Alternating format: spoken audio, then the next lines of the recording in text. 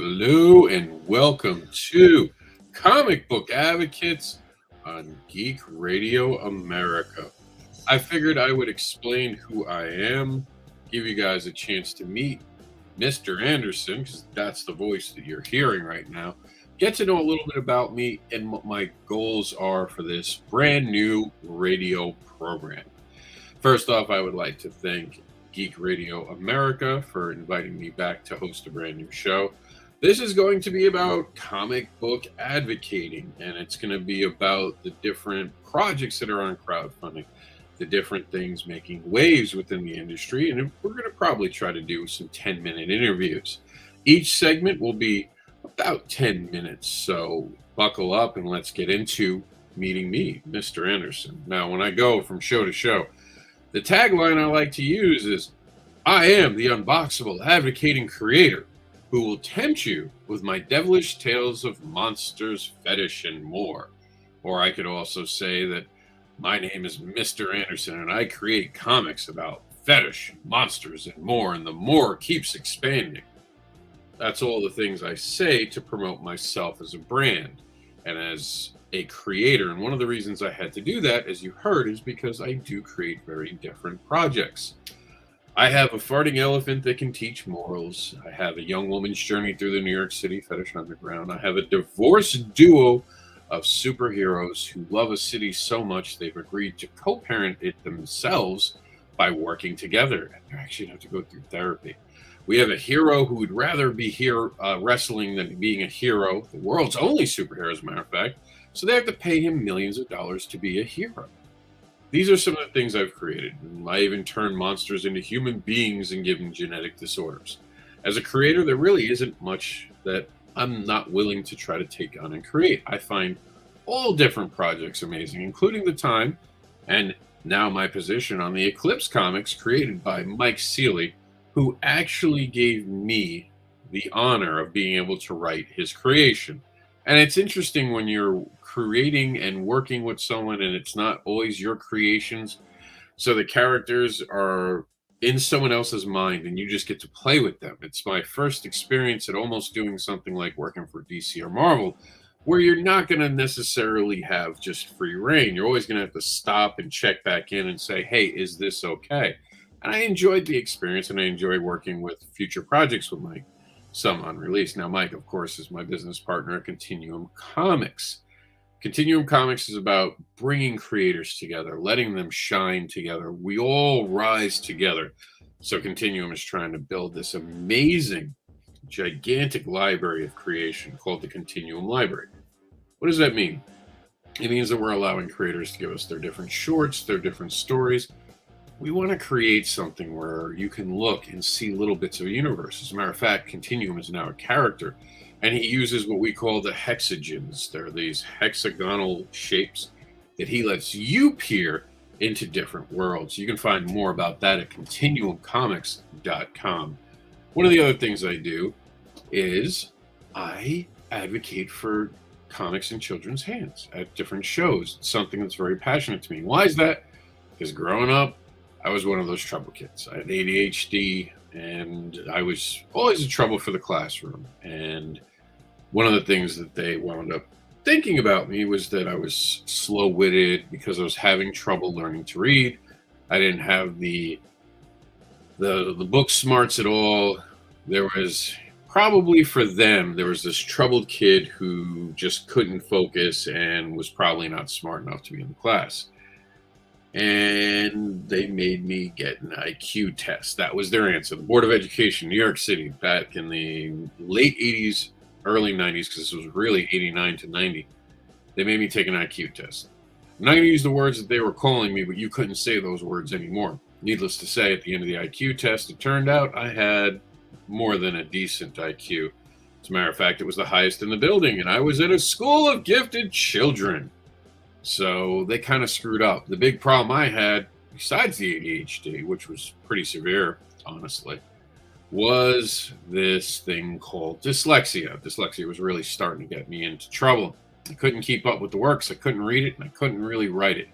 I was trying, But there was always this disconnect. And back in my time, there were no teacher conferences where the teacher could get in trouble. It was always the student that got in trouble, always the kid who got in trouble. It was always the kid not trying hard enough.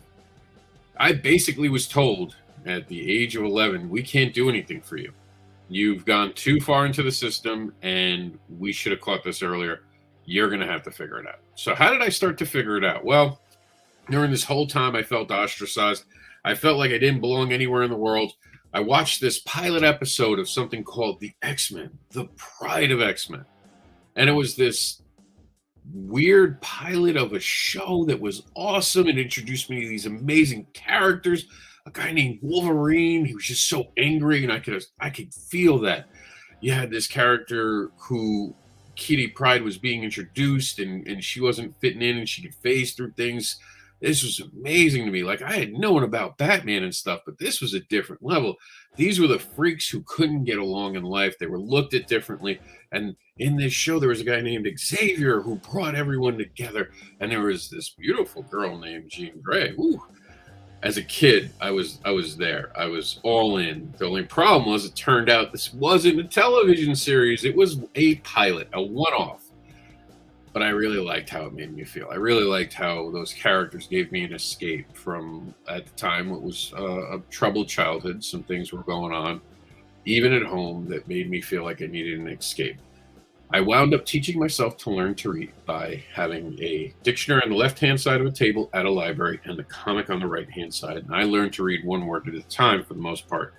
There was basic things I could kind of get away with reading. But for the most part, until that moment, there wasn't enough motivation in me to do it. Within 1 year, I raised my reading scores from underneath my grade level. I was basically an elementary reader, very basic stuff, to being able to do college level texts and professional journals and stuff like that. So comics, I understand, is a gateway. And even for my son, who is autistic, and I made a book about him, Cat Dad and Supermom, and his imagination, based on a moment at a Comic-Con where I saw him looking at his toys and just getting lost in his imagination. So I made him this series, and he has autism, and I can tell you, the minute I made a comic book for him, he stopped ripping up comic books. And I know that the comic books can open up the creative soul. It can reach people. It can inspire people. Comics are some of the most amazing things ever created.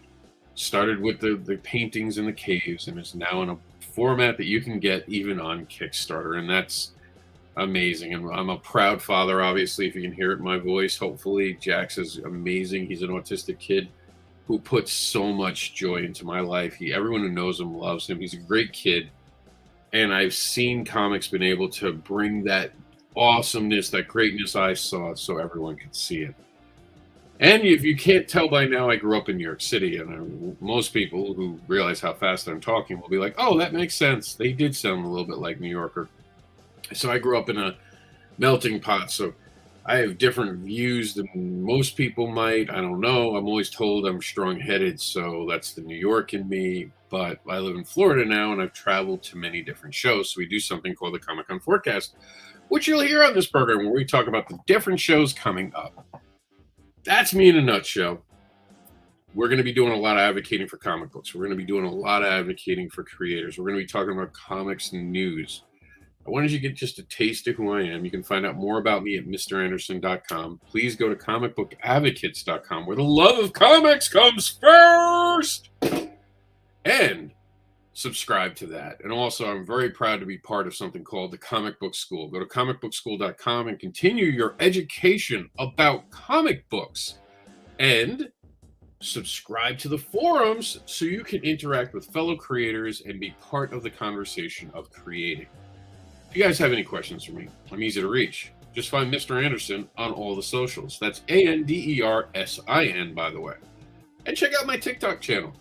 I try to do some motivational stuff. I try to make it whimsical. I try to make it so we can all get together and have fun. But I also talk about comics, and I talk about things that might make your mind think. Heaven forbid I do that.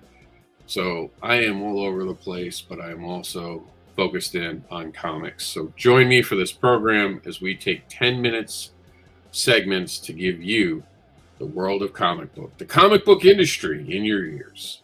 So again, I want to thank Comic Book Advocates, Comic Book School, coming together, working together, and this radio program and Geek Radio America. We'll talk soon.